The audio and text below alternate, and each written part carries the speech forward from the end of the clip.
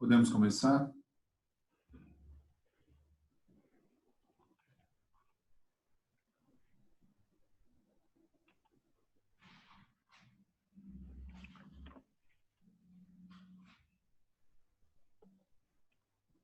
Bom dia a todos. Eu queria agradecer a presença de todos vocês. Também agradecer aqui em nome do VBSO a participação do Marcos, do Caio, do Miguel, aceitando o nosso convite para esse webinar. A gente aqui tem também nesse momento, né, tem uma preocupação bastante grande do ponto de vista de contribuir de alguma maneira para aqueles mais necessitados e indicar a vocês alguns projetos e instituições que realmente têm feito diferença nesse momento. Aqui um destaque até especial e pessoal. Eu sou conselheiro da Gaia+, é um projeto extremamente relevante. Nós estamos aqui trabalhando com mais de 60 famílias e mais de 70 crianças carentes, num projeto base, Caio, aí em especial para você, em Piracicaba. Essas fotos que vocês estão vendo aí são fotos da última visita que a gente fez. Vocês devem estar notando aí um pouco do sorriso nos rostos e a alegria dessas crianças, né, que saem de seus lares, muitas vezes não melhor constituídos, né, e em um contexto de violência, realmente de falta de recursos, e vão para um lugar que passa um dia todo, né, tanto do ponto de vista de educação, como alimentação e cuidados especiais, num contexto extremamente relevante que a gente acaba multiplicando para várias bases e vários locais no país. Então, eu queria chamar a atenção de vocês e para aqueles que puderem contribuir, o nosso escritório tem indicado aí, aqui está o QR Code aí do PicPay, para que a gente possa realmente, quem entender possível, aí, ajudar mais esse projeto social que vai contribuir para o crescimento dessas crianças aí que vocês estão vendo. Então, mais uma vez, obrigado para aqueles que puderem fazer a sua doação. De novo, esse nosso novo painel, o nosso escritório tem realmente buscado realizar assuntos, né, trazer assuntos de interesse para o contexto geral de nossa atuação e envolvendo, né, sempre pessoas, relacionamentos, clientes, para que possam fazer um grande debate, assim, uma grande troca de ideias nesse novo mundo que a gente está passando e dos efeitos dessa crise para todo o nosso contexto. Em especial aqui, a gente vai tratar realmente do nosso agro aqui, né, um setor tão relevante na nossa economia, mas nesse aspecto dos efeitos que essa pandemia causa, né, e passando tanto para o contexto, né, mais geral, genérico desses efeitos pelas palavras do Marcos, depois na sequência pelo Caio, né, buscando setorizar alguns aspectos de alguns setores, mostrando junto com o Marcos a diferença desses efeitos entre essas cadeias agroindustriais, né, uma visão mais de mercado e econômica, de como o mercado financeiro global e local reage diante disso, com o Miguel, né, e meus sócios, Amanda e Eric, vão fechar nos aspectos jurídicos, né, dessas possibilidades alternativas e soluções, né, na reestruturação e M&A para o setor como um todo. Então, essa é a nossa perspectiva. Eu gostaria de convidá-los a fazer os questionamentos. A gente gostaria de organizar esses questionamentos ao final do painel, para fazer aí um maior debate ao final, né, e deixar as conclusões aí de cada palestrante, cada participante numa linha mais conclusiva, fechando então o webinar, tá? Como eu já havia relatado e de novo reforço o agradecimento de todos vocês aqui. Marcos, a palavra está com você. Gostaria muito que você pudesse tratar dessa questão, como é que isso afeta o setor de maneira global, como é que afeta o local, as diferenças desses efeitos, portanto, né, em cada cadeia, ela reage diferente em cada cadeia, e um conceito que você tem diferido aí ao longo de todas as suas apresentações sobre os 3 S. Eu acho que nós temos um novo normal pela frente, essa régua vai ser colocada a partir de agora em nossos negócios, né, agroindustriais e os mercados internacionais, E isso acho que é fundamental que todos tenham atenção a esse novo contexto de mercados agrícolas e os efeitos que cada cadeia local aqui vai passar. Obrigado mais uma vez, a palavra está com você. Assim que terminar, se quiser me passar, eu vou devolvendo a bola a cada um de vocês aqui. Mais uma vez, obrigado. Ok, bom dia a todos. É uma satisfação imensa participar desse evento do VBSO. Desde o começo da pandemia, eu venho acompanhando diversos webinars que vocês têm feito, Renato, Amanda, Miguel. Acho que é um trabalho super bacana. Vocês estão tocando num dos temas mais importantes desse processo todo, que é a questão da regulação e a questão de como fica a situação jurídica, a situação financeira. Hoje a gente vai falar de M&A, lá de reestruturação, são temas extremamente relevantes para que a gente saia desse processo com a força que a gente sabe que tem, principalmente no agronegócio, né? Deixa eu dividir aqui a tela, eu separei alguns slides só para mostrar para vocês a conjuntura internacional. Vamos ver se eu consigo botar aqui direto o share. Vocês estão conseguindo ver a tela? Espero que todo mundo esteja vendo. Eu vou eliminar aqui a duplicação para ficar ainda melhor. Então, basicamente, o que eu vou fazer aqui é mostrar alguns dados sobre os nossos desafios no pós-pandemia. Tá? Quando a gente fala de impacto no agro, né, e foi isso que o Renato pediu que eu fizesse para começar, né, uma coisa importante é que essa é uma pandemia que, assim como foi a crise de 1929, ela atinge oferta e demanda, né? Mas os impactos são muito diferentes dependendo lá do setor, né? Por exemplo, os impactos são muito pequenos, muito limitados na área de milho, de soja, de grãos, né? Aliás, ao contrário, a gente nunca conseguiu vender tanto na exportação quanto nesses últimos 3 meses, né? A gente teve recorde de saída de grãos pelos portos brasileiros, né? O mercado tá muito bom, né? A gente vende uma safra grande, a China demanda soja, a guerra comercial Estados Unidos-China nesse momento nos beneficia, porque não teve acordo, né? Vou até mostrar um dado sobre isso. Então, o Brasil continua vendendo bem mais do que os Estados Unidos para a China, não só soja, mas também outros produtos como algodão, carnes, enfim, a gente vai ver daqui a pouco, vou mostrar um dado sobre isso. Então, esses setores têm impactos muito pequenos. Quando a gente fala de carnes, os impactos são maiores, a gente tem visto alguns problemas relacionados com contaminação em fábricas, alguns problemas relacionados com troca de produtos, né, em função da possível recessão que já está à vista, quer dizer, as pessoas elas acabam substituindo carnes mais nobres por carnes menos nobres, pode ter um impacto em algumas proteínas específicas. Semana passada surgiu esse problema lá do salmão da Noruega na China, onde se alega que houve uma contaminação via salmão. Não é verdade, todos os indícios mostram que não existe contaminação possível através de consumo de alimentos, né? Inclusive porque esses alimentos eles são congelados, depois eles são cozidos, né? Então, a contaminação que houve estava na tábua de preparação dos alimentos, e aí pode acontecer a contaminação, obviamente, né? Mas eu acho que sempre esse setor de bovinos, de suínos e aves, enfim, lá de frigoríficos, é mais complicado porque são cadeias longas, complexas, metade animais, metade fria, né? É bem mais complexo. E daí a gente tem impactos maiores em setores como algodão, que teve queda de demanda, flores, etanol. Acho que o Caio deve falar dentro do setor sucroenergético a diferença entre açúcar, que agora cresce na exportação de maneira pronunciada, inclusive a gente vai ter que tirar muito mais açúcar do Brasil do que a gente estava pensando antes, e a questão lá do etanol, que foi afetado pela crise de preço do petróleo e também pelo menor consumo, né? Mas, de fato, são impactos diferentes de setor para setor dentro do agro, mas, globalmente, a gente pode dizer que o agro vai se sair melhor do que outros setores da economia, né? Pela razão muito simples que ele é um setor essencial, certo? O grosso do agro é alimentação, a parte de alimentação não para, né?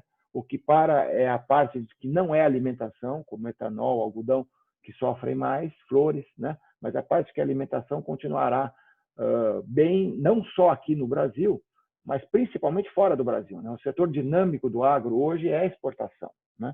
O mercado interno vai sofrer com uma recessão que pode chegar a 5, 6% do PIB, mas a exportação, no meu entendimento, não para e a demanda continua muito forte. Inclusive, a gente tem menos problemas que outros países, né?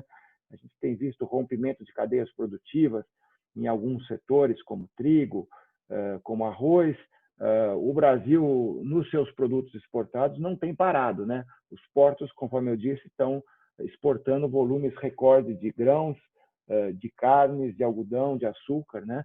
De café, né? Então as coisas estão avançando bem pelo lado da exportação. Quando a gente fala da exportação, apenas esse quadro aqui para mostrar o tamanho do que é a exportação brasileira, né? O complexo soja, carnes. É interessante chamar a atenção aqui que o número 3 é florestal, o número 4 é milho, o número 5 é açúcar. Então, o milho, de fato, cresceu bastante, continua crescendo, e o algodão também vem crescendo logo atrás, né? Então, esses produtos todos, eu não vejo problemas muito grandes. Eu acho que, na verdade, são produtos que vão ser estimulados até pelo dólar mais alto, pela demanda global, etc. Uma coisa muito importante quando a gente fala da exportação é lembrar que o grosso do que a gente vende hoje vai para a Ásia, né? A China já representa 34% do que o Brasil exporta e o resto da Ásia já se iguala à União Europeia, né?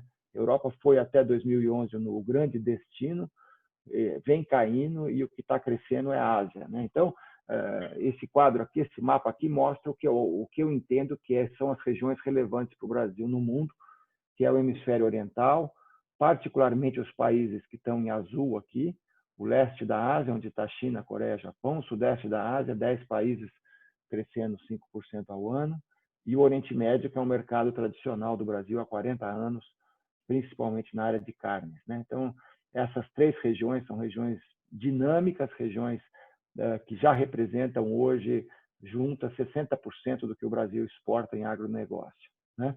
E mais à frente, a gente vai ter um papel a cumprir junto a sul da Ásia e África, né? Que são regiões que ainda compram um pouco do Brasil, só representam 9% do que o Brasil exporta, mas vão ter um fortíssimo crescimento populacional, né? Então, as regiões em azul são as regiões onde o PIB cresce e as regiões em verde onde a população cresce, né? E na hora que a gente põe tudo isso junto, dá 66%, 2/3 do que o Brasil exporta hoje. E isso não vai mudar, né? Aí eu chamo a atenção para 2 fenômenos. O primeiro é a China, né? Nós acabamos de fazer um livro sobre Brasil e China no agronegócio, um livro em inglês, em parceria da Exalc com a Universidade Agrícola da China. Vocês veem que a China é um fenômeno de 20 anos para a gente, né? Em 2000, a gente exportava $1 bilhão para a China, hoje a gente exporta 34 bilhões de dólares. O comércio cresceu 20% ao ano nesse período, mas o que eu chamo a atenção aqui é que não é mais uma relação só em soja, né? A soja é o principal produto, representa 20 bi dos 34 que a gente exporta para a China atualmente, mas o Brasil é também o primeiro fornecedor da China em produtos como carne bovina, celulose, carne de frango, e era açúcar até ter o problema lá da salvaguarda. A salvaguarda afetou um pouco, mas agora que ela caiu, o Brasil pode voltar a exportar açúcar para a China. Então, eu vejo que a dependência, a gente fala que o Brasil é muito dependente da China, é verdade. A China representa 1/3 do que a gente exporta, mas a China também depende muito do Brasil. O Brasil é o principal fornecedor para a China hoje e responde por 19%, quase 20% do que a China importa em agronegócio, e já somos bem maiores do que os Estados Unidos no mercado chinês, né? Isso aqui mostra quais são os países que têm maior superávit comercial em verde e maior déficit comercial em agronegócio em amarelo, né? Em laranja. Vocês veem que o Brasil e a China são os países que se casam mais em termos lá dos extremos, né? Nós temos o maior superávit comercial agrícola do planeta, a China é o maior déficit comercial agrícola do planeta. Mas o que chama atenção aqui é que as regiões que são importadoras líquidas de alimentos são essencialmente os países mais pobres da Ásia e da África, né? Da Ásia Central, da África Subsaariana, lá do Oriente Médio, né? E é justamente nesses países que está o nosso desafio maior nessa pandemia, né? Quer dizer, são países que dependem de importações e que não podem ter rompimento de cadeias produtivas, e o Brasil pode assegurar isso, né?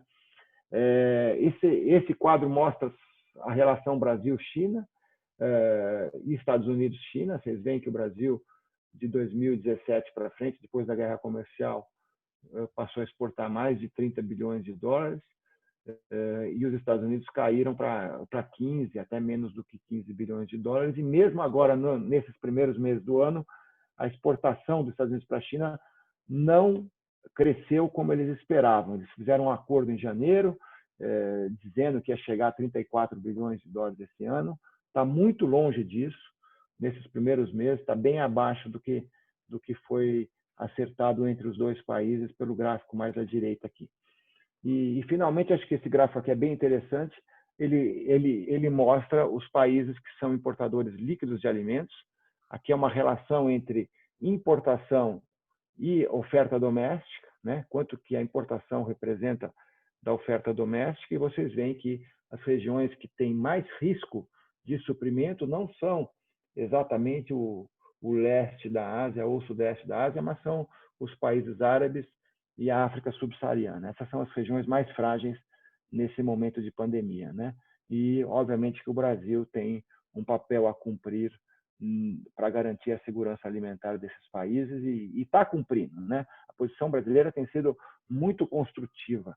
O Brasil não se fechou para o mundo e continua suprindo produtos, principalmente para os países da Ásia e da África, né? Bom, só para fechar aqui a questão da segurança do alimento, né? Eu vejo que essa questão é uma questão extremamente relevante, como foi a queda do Muro de Berlim em 89, que reorganizou o mundo político, como foi o 11 de setembro de 2001, né? Que reorganizou a segurança internacional. Eu tenho falado e tenho feito papers, nós temos feito papers para mostrar que a Covid vai representar a reorganização da saúde e da sanidade, né? Dentro do conceito que se chama de One Health, né? Que é um conceito antigo, desde lá dos gregos, né? Que é a ideia de que saúde das pessoas, saúde dos animais e saúde do meio ambiente caminham juntas, né? São três partes do mesmo fruto, né? E que a gente tem, então, que realmente olhar esses 3 S, né? A saúde, a sanidade e a sustentabilidade. Nesses últimos anos, a gente deu muita atenção ao tema da sustentabilidade ambiental, né? A gente se concentrou muito em temas que estão em pauta ainda hoje e até de uma forma muito pronunciada, que é a questão lá do desmatamento, a questão da mudança do clima, da água, da biodiversidade. Essas foram as grandes agendas que o Brasil hoje é foco e tem que se preocupar, obviamente. Mas a gente não se preocupou tanto com outros 2 temas, que são a saúde humana e a sanidade dos animais, né? E o que a gente viu nessa pandemia é a fragilidade da saúde pública, né? Acho que ninguém imaginava em outubro do ano passado que uma zoonose iria parar a economia global, né? Nós já tínhamos visto nos anos recentes a AIDS, Ebola, SARS, influenzas, etc., mas elas sempre tiveram um impacto local ou regional, né? Nenhuma delas atingiu o mundo inteiro, como é o caso da Covid, né? Então, a fragilidade da saúde pública nos alerta para a questão da gente integrar a saúde humana, a saúde animal e saúde ambiental na agricultura, né? E isso significa, sob a ótica das cadeias produtivas, a gente tem que fazer um esforço para reduzir riscos, né? Por exemplo, você tem riscos hoje em mercados como foi o mercado de Wuhan, como foi semana passada o mercado de Pequim, né? Em vários países do mundo, a gente vê comercialização e sacrifício de animais vivos em mercados, animais silvestres e animais vivos sendo vendidos, em geral, de forma ilegal, uma aplicação não tão boa de legislação sanitária em diversos países, problemas de controle sanitário, problemas de refrigeração e falta de integração produtor-indústria. Estou falando da realidade que eu vi em muitos países da Ásia, por exemplo, que é a região destino dos nossos produtos, né? Todos esses problemas que estão aqui colocados são problemas muito frequentes, né? 50% do consumo de alimentos frescos na Ásia se dá através de mercados tradicionais que têm baixo controle sanitário. Então, eu acho que a humanidade vai ter que acordar para esse problema, né?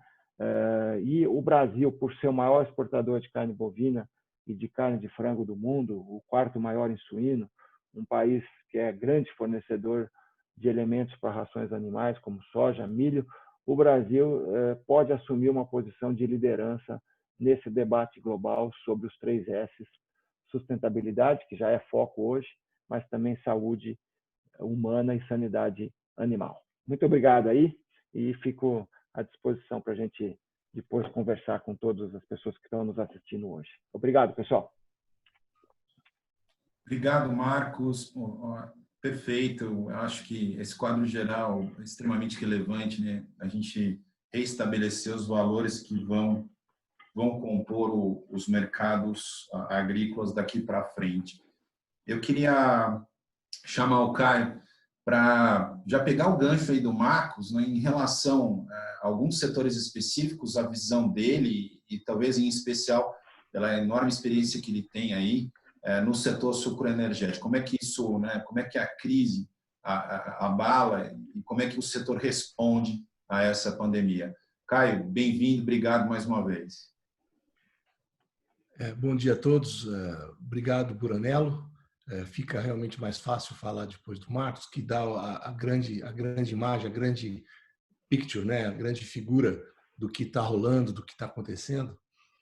Eu queria usar uma expressão que vem surrada, mas que é real, que a gente chama do que será o novo normal, né? E a gente discutiu a questão da saúde e a questão ambiental como focos muito claros desse novo normal. E somando a isso uma realidade diferente ou diferenciada da questão da demanda pós o Covid, como vai se comportar essa demanda, principalmente de produtos não de alimentação, mas que são ligados ao agro. E há uma questão que a mim me maltrata muito, que é a discussão constante da globalização versus o nacionalismo, que a gente tem olhado e visto de uma forma muito crescente. Eu diria que, do ponto de vista das ações, esse quadro todo que o Marcos apresentou e que nós estamos discutindo aqui hoje, ele realmente tem um fundo azul para o agro. O que eu quero dizer? Que, em primeiro lugar, que a questão da bioeconomia, vamos dizer assim, ganhando uma velocidade crescente com a lógica da economia circular, agregação de valor e, digamos, passando a, de fato, colocar-se, né, como alguma coisa muito mais positiva do que era a antiga economia fóssil, vamos chamar assim, né? Então, a gente já fala em antiga, porque a verdade é que o processo de substituição é claro. Se vocês olharem os dados dessa pandemia, nós vemos queda de consumo, queda de crescimento de energia em geral, exceto as renováveis. O único bloco de energias que cresceu nesse período foram as energias renováveis, o que já é, digamos assim, um quadro novo nessa visão prospectiva que a gente pode fazer. Eu queria também ressaltar 2 questões que vêm ganhando muita força com relação a ambiente e saúde, como colocou o Marcos, que é a questão da poluição local e a poluição regional. Há uma correlação muito forte de poluição e desse tipo de contaminação e desse tipo de doenças que se proliferam, e isso, digamos, se casa com alguma coisa que não foi comentado. Eu queria colocar aqui, é claro, nessa nova visão, do crescimento do problema e do processo das mudanças climáticas. Ou seja, a gente encara a questão desse novo normal com o crescimento da questão da saúde ambiental e, no ambiental, a questão das mudanças climáticas impactando ou impactadas também por poluição. Esse quadro todo traz para o agro, de fato, uma característica importante, que são as oportunidades ao capital. E um país tão competitivo quanto é o Brasil, naturalmente, óbvio que, vamos dizer assim, se qualifica para que esses recursos, que esse capital externo venha para cá e que, obviamente, se some a esse grande esforço do agro. Os dados que nós vimos são claros. De fato, o agro vem carregando, vamos dizer assim, a realidade da balança comercial brasileira há muitos anos. E isso, de fato, vem crescendo, né? Na verdade, essa transição que nós vamos viver, Buranello, é alguma coisa que vale a pena a gente comentar. Eu estava olhando e achando interessante os 3 S's do Marcos e me lembrei dos 5 P's, os cavaleiros do apocalipse que nós estamos vivendo nesse período agora, que são a pandemia, o petróleo, os políticos, o populismo e o protecionismo. São 5 P's, por acaso, que se somam a esses S's, mas esses meus P's são P's muito mais de cavaleiros do apocalipse do que P's positivos, né? E nessa correria que nós vivemos, a gente passou a olhar a questão do curto prazo, do médio prazo, do que isso tudo impacta a reestruturação desse setor sucroenergético, né? Quais são as oportunidades e como é que fica a questão de M&A, dessa reestruturação, obviamente muito focado na questão da tecnologia e da diversificação. Então, esse é um novo cenário que se abre, mas que vai passar por um processo que eu diria que é um processo de reestruturação, que é interessante comentar. Nós vimos, nesse período todo que vivemos antes da pandemia, um processo em que o Brasil foi sendo pressionado, o seu real foi se desvalorizando e, com isso, digamos, produtos como o açúcar, tão antigo, de mais de 500 anos, no mercado, pressionado por exportações e por ofertas, como dizia o Marcos. No entanto, o real é que acabou nos salvando pela sua desvalorização e viabilizando nessa safra que a gente amanheceu em 2020 com uma perspectiva extraordinária e logo depois vieram os cavaleiros do apocalipse e nos jogaram para um buraco fundo, e a gente agora começa a perceber essa recuperação muito clara nessa própria safra. O açúcar sendo bem remunerado e o etanol já em níveis, digamos, se não tem margem, pelo menos não se perde dinheiro no curtíssimo prazo, né? Em função dessas questões e da recuperação do petróleo. Pois bem, o que eu quis dizer? Que se o real desvalorizado traz, digamos, essa viabilidade do açúcar como produto, por outro lado, endividamento em dólar é alguma coisa preocupante. Eu falo com o Buranello, que é companheiro de tantos anos, sobre a questão de financiamento do setor. Esse setor produtivo sempre teve um problema com o capital de giro, que nós conhecemos. E aí acaba precipitando nas vendas, e nessa precipitação de vendas os preços caem e a margem fica lá embaixo, e é um sofrimento louco, e todo mundo começa a correr atrás de governo para ver como é que isso fica. Nós vivemos nesse novo normal que eu digo, e na realidade de um país que vai para uma economia liberal, esse chapéu de governo perde muito daquela força que tinha antes, e a gente tem que trabalhar realmente a questão da regulação, que é uma questão relevante, e não, digamos assim, detalhes de intervenção de governo que não haverá mais, né? Portanto, a questão do capital de giro e do financiamento, do crédito, ele entra com um peso muito relevante nesse setor, que é intensivo em capital. E que, diferentemente de grãos, não são só 3 meses, a gente atravessa 12 para 18 meses para poder vender um produto, passando não só pelos fenômenos climáticos, mas por toda a pressão de variações na economia que a gente vive.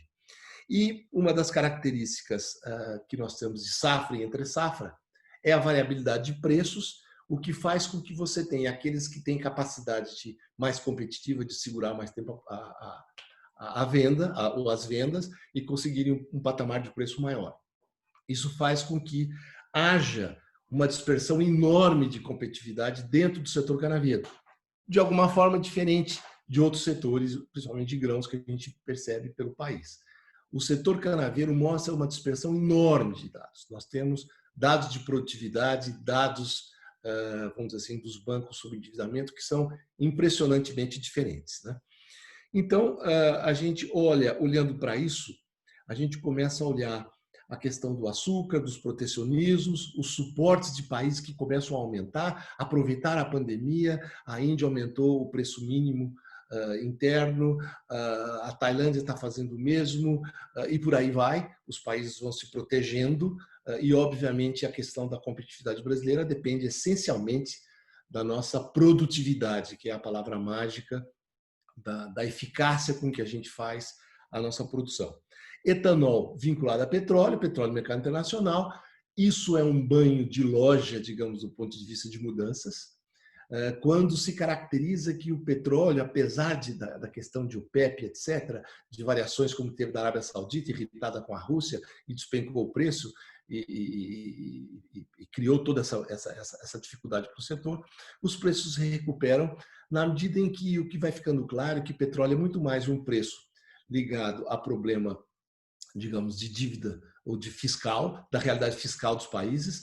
Vamos dizer assim, a Arábia Saudita, Rússia e outros dependem de uma forma incrível. Se você olharem as curvas de PIB e a curva do petróleo desse país, elas são absolutamente próximas, ou seja, o PIB do país é função do petróleo, que é função do preço. Então a gente começa a ter uma expectativa, uma perspectiva de que os preços do petróleo vão estar muito mais ligados à realidade de déficit fiscal desses países, né? Portanto, a gente pode imaginar que $50 seria um patamar, 45, $50 no curto prazo, já para 2021, o que traz para o etanol um suporte importante. Esse ponto é relevante porque o terceiro produto que se soma a esses dois é a energia elétrica, vamos dizer assim, que veio com a cogeração e que depende muito de regulação e dos leilões. Isso não tem sido bem trabalhado. A gente acredita com esse Ministério de Minas e Energia, que veio competente desde o governo Itamar e agora no governo Bolsonaro, é gente muito competente, que a gente consiga trazer um equilíbrio para essa questão. O que eu queria dizer, eu acho importante, é que se nós olharmos a perspectiva, vamos dizer assim, de como é que o curto prazo ou médio prazo devem operar, gente, eu diria que a volta à normalidade, a questão de mercado, crédito, tecnologia, traz, na soma desses aspectos todos que estão sendo buscados, eu tenho acompanhado, o pessoal continua com toda a dificuldade, buscando, porque a gente vinha numa fase de recuperação, de produtividade, digamos, o que mais me preocupa é essa perda, entre aspas, da OMC, que a cada dia vai ficando muito claro, e a OMC para o Brasil é essencial, porque é justamente onde a gente se defende da pressão de protecionismos e de suportes dos vários países que competem conosco desta forma, né? No médio prazo, a gente entraria com um claro redesenho setorial, quer dizer, nitidamente nós vamos ter uma área que vai diminuir um pouco, nós vamos ter uma certa redução de unidades industriais, nitidamente nós vamos ter um processo de reorganização setorial com uma nova visão, que é o RenovaBio. O RenovaBio, para colocar para vocês, que é a nova legislação do setor, ele traz, em primeiro lugar, uma visão muito positiva, que é a visão prospectiva. Para se dar o equilíbrio, como a gente começou com o Marcos discutindo, você tem que ter uma visão prospectiva e ter, digamos, não só uma regulamentação correta, mas uma visão de perspectiva, uma certa confiança. Se não houver confiança, Renato, dificilmente a gente vai ter esse pessoal de fora vindo para cá. Mesmo sabendo da nossa excelente capacidade competitiva, a falta de confiança, obviamente, traz ou trará uma certa recuperação mais lenta, inclusive com a entrada desse pessoal, o retorno de uma nova onda. O que eu digo uma nova onda? Nós tivemos ondas, pelo menos umas 2 ondas de M&A, ou de fusão e aquisição, ou fusões e aquisições. Nós saímos, é incrível, se a gente olhar os últimos 15 anos, de 0% de capital externo a cerca de 40% hoje, o que é uma mudança incrível do ponto de vista setorial, né? O aprendizado do produtor, que ter parceiros é muito importante. Eu não vou conseguir fazer isso sozinho, eu não vou conseguir ganhar escala sozinho. E os parceiros que de fora também aprendendo que é importante ter o parceiro brasileiro, porque é ele que conhece a tecnologia, a questão do clima e o desenvolvimento. Então, esse casamento é muito importante, é um trabalho muito importante para se fazer, digamos assim, para o país. No longo prazo, eu não tenho dúvida que fusões e aquisições virão com uma força muito especial, sinergias, diversificação com agregação de valor, ganhos de produtividade, fazendo que o país fique cada vez mais competitivo. Portanto, seriam palavras mágicas que, de alguma forma, começam o mundo a entender quão interessante é o modelo flexível brasileiro. O mundo, gente, o mundo da beterraba, da cana-de-açúcar, vamos dizer assim, o milho começou a mudar, inclusive no Brasil. O milho agora já se encaixa como um produto, vamos dizer assim, importantíssimo de demanda, para atender demanda. Nós tivemos esse ano 1,5 bi de milho, vamos ter 2,5 bi, alguma coisa assim, nessa safra, de bilhões de litros de etanol de milho, o que ajuda muito nesse crescimento de demanda, é muito importante, e com uma tendência e um potencial de crescimento maior, trazendo, digamos assim, essa diversificação e esse crescimento industrial do ponto de vista de redução de custo fixo. Tudo isso será muito importante para frente. E a flexibilidade do modelo brasileiro, levando para esse mundo tropical, para os grandes produtores de cana-de-açúcar, ou mesmo de beterraba, não no mundo tropical, mas principalmente no mundo tropical, casado com o futuro e perspectivas na cadeia produtiva do carro. Quer dizer, nós saímos de um carro a gasolina e começa todo um discurso de um carro elétrico, e, na verdade, o carro elétrico vai ser descobrido ao pouco que ele está muito mais amarrado no carvão mineral e, portanto, ele polui demais. Então, não, é o carro híbrido que seria o futuro com perspectiva. O carro híbrido é o carro que tem um motor a etanol ou a gasolina, ou flexível, e um carro elétrico que, à medida que você vai dirigindo o seu carro, você vai passando eletricidade e ele, em vez de fazer 8 a 10 km por litro, faz 20, 22 km por litro. Né? Portanto, muito importante do ponto de vista ambiental. Eu acho que essas questões são as principais daquilo que a gente espera ver daqui para frente, Renato. Caio, obrigado, ótimo, não podia ser melhor aí o gancho que você pegou do Marcos e trabalhou tão bem, né? Eu acho que fica uma questão aqui que você deixa para aí provavelmente para o debate aí no final, mas a gente vender melhor o Brasil, né? Nessa questão de imagem, numa matriz tão limpa como a brasileira, e a gente ainda escorrega de como a imagem percebida, como o Marcos fala, né? Como é que a gente é visto lá de fora. Miguel, agora a bola com você. Como é que os mercados financeiros globais enxergam esse contexto brasileiro e como é que a gente pode encontrar alternativas e soluções, passando o Brasil a ser realmente assim, uma oportunidade de negócios, talvez até num ambiente melhor aí a partir de agora. Queria deixar, então, a palavra com você. Eu já tenho algumas questões já aqui anotadas, como eu combinei, eu vou fazer ao final, tanto até aqui para o Marcos e para o Caio, e eu volto com vocês como combinado ao final. Miguel, a palavra está com você. Obrigado mais uma vez por ter aceitado estar aqui com a gente. Bom dia a todos. Queria agradecer muito a VBSO Advogados, através do nosso querido Renato, da Amanda e do Eric, pelo gentil convite, e ao Marcos e ao Caio de participar desse painel e as pessoas que estão nos prestigiando nesse evento.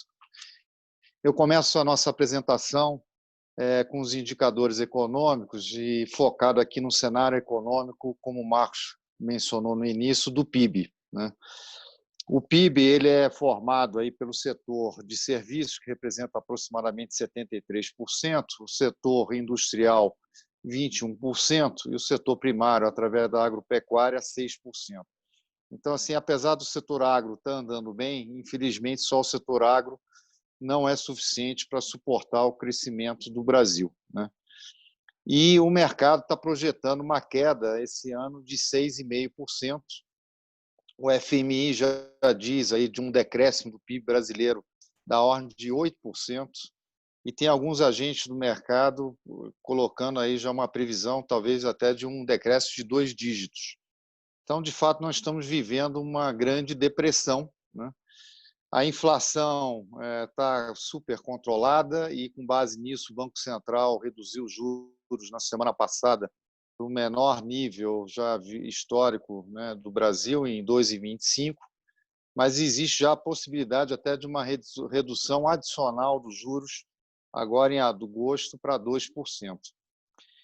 Como nós estamos vivendo essa depressão, o grande desafio é como a gente recupera a economia. E como essa crise é uma crise global, efetivamente a grande diferença entre os países vai ser como eles vão trabalhar para recuperar o crescimento de cada país, né?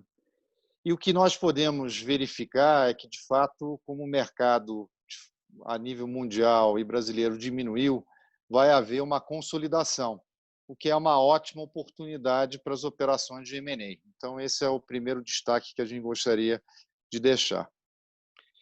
Como toda crise, tem desafios e oportunidades, né? O primeiro desafio é a incerteza. Esse é o maior fator de impacto nas operações aí de fusões e aquisições. Enquanto não tiver uma vacina ou um remédio para combater realmente a Covid-19, voltar ao novo normal vai ser um desafio grande. O segundo item é a volatilidade, e principalmente do câmbio. Então, assim, nas operações de M&A já estão se definindo faixas do dólar versus real para definir o valor da operação, né? Então, o terceiro item é a escassez de crédito, que é ruim para as empresas. Logicamente, os private equities, as empresas cash rich se aproveitam disso, né? Mas a boa notícia foi que o Tesouro Nacional fez uma emissão recente de bonds no mercado externo de 3,5 bilhões de dólares, que teve uma demanda mais de 6 vezes a oferta.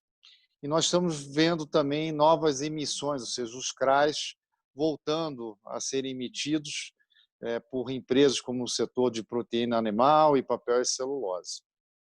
No que tange ao marco regulatório, o setor agro está aperfeiçoando, através da nova lei do agro, né, a 13.986, que foi publicada agora no dia 7 de abril. Né?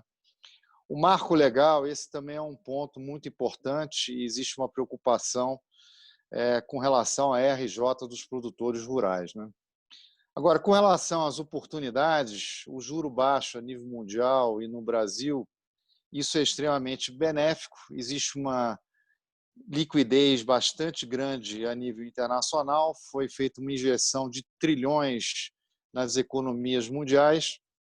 Esse recurso precisa ser remunerado. A desvalorização do real também é um benefício para as operações cross-border entre o exterior e o Brasil, né? É menos benéfico para as operações do Brasil, né, comprando ativos no exterior, né? E estamos vendo agora empresários mais propensos também à diversificação do portfólio, o que também é benéfico para as operações de M&A, né?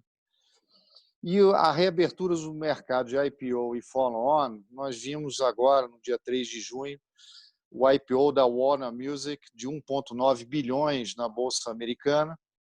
O Dow Jones decolou uma alta de 40% em relação à mínima do ano. E a Nasdaq, que é a Bolsa de Tecnologia, já empatou com o próprio recorde dela. Então, isso é muito positivo.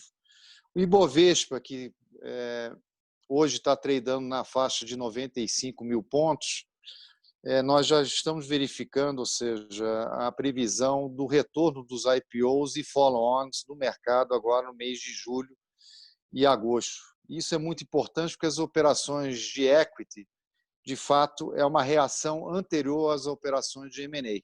Então, é extremamente positivo esse movimento. E, por final, existe aí a oportunidade de distressed M&A. Existe uma previsão em 2020 de ter 3 mil pedidos de RJ, ou seja, mais do dobro do que ocorreu em 2019.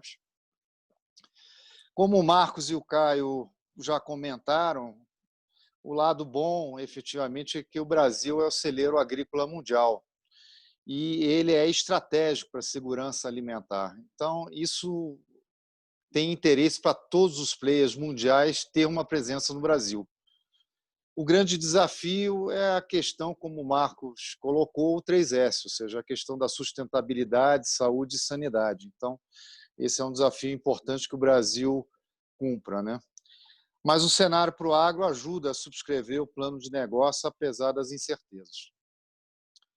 Apresentamos aqui as transações anunciadas entre 2010 até 2020 e vimos que o pico das transações ocorreu agora em dezembro de 2019, com 114 transações anunciadas. O piso foi em maio de 2016, em pleno processo de impeachment da Dilma. Mas, de fato, o vale ocorreu agora com a Covid-19. Nos meses de abril e maio foram anunciados em ambos os meses, ou seja, um total de 51 transações, o que é muito pouco. No ano de 2019 e até junho de 2020, 8 de junho, foram anunciadas 1.198 operações, sendo 826 operações de fusões e aquisições, 372 operações de private placement, 8 operações foram de montante acima de $1 bilhão, mas o grande volume de operações são operações abaixo de $100 milhões, como nós podemos verificar nesse quadro, né? Quais foram os setores que se beneficiaram dentro da Covid? É o stay at home, como a Amazon, Zoom, Netflix, né? E os setores going out, como shoppings, restaurantes, lojas, esses foram realmente impactados, né? Mas os winners, de fato, é o setor de tecnologia, o setor de saúde, logística, venda online e o setor agro. O setor agro representou 20% dos deals anunciados entre abril e maio desse ano, né? Destacamos aqui a JV da criação da Marfrig ADM, na criação da Plant Plus Foods, né? As empresas multinacionais estão investindo fortemente no setor agro, como podemos ver a Bunge, a Sumitomo Chemical, a Nutrien. A BRF fez uma operação cross-border de aquisição na Arábia Saudita e os private equities estão bastante ativos também, através do Aqua Capital e a KPTL, gestora de investimentos, que acabou investindo também numa empresa de tecnologia, como o Caio e o Marcos mencionaram, no setor agro, né? E a Lone Star, que é um fundo norte-americano de distressed assets, acabou fazendo uma operação com a Atvos Agroindustrial, empresa de açúcar e álcool do grupo Odebrecht. Agora eu gostaria de apresentar um case study que nós da Global Capital trabalhamos junto com a VBSO Advogados. Nós representamos uma empresa no setor agro, trouxemos um fundo focado em reestruturação. O objetivo era adequar a estrutura de capital da empresa e permitir o seu crescimento sustentável. A operação estava desenhada através de um financiamento mezanino, cujo use of proceeds era trazer novo capital de giro e capex para o crescimento sustentável dela e comprar a dívida existente com deságio para poder adequar a estrutura de capital de forma sólida. As garantias, via de regra, é um combinado entre equity e as concedidas ao mercado financeiro. Governança nesse tipo de operação é requerida e a remuneração tem um ativo fixo, que é juros mais spreads, e uma remuneração variável através de um equity kicker, que é definido através de um delta entre o novo EBITDA e o EBITDA ongoing da empresa. Apresento aqui rapidamente a Global Capital. Nós somos uma boutique de investimentos que opera em 3 setores, na área de M&A, gestão estratégica e governança corporativa, na estruturação de dívida local e internacional e na atividade de comércio exterior através da aliança operacional que nós temos com o PNC Bank, um banco americano baseado na Pensilvânia, né? E, para finalizar, gostaria também de apresentar aqui a Funsex. A Funsex é um think tank com foco empresarial, sob a liderança do presidente Antônio Carlos da Silveira Pinheiro. Tem como instituidores os bancos públicos, alguns privados e empresas de renome. Atua em 4 segmentos, na área de consultoria em comércio exterior, na área de educação, no Funsex Data, que é um banco de dados focados em comércio exterior, e na agência de notícias. E temos a satisfação de ter a presença do Renato Buranello na recém-criada Comissão do Agronegócio, em conjunto com o embaixador Orlando Leite Ribeiro, do MAPA, né?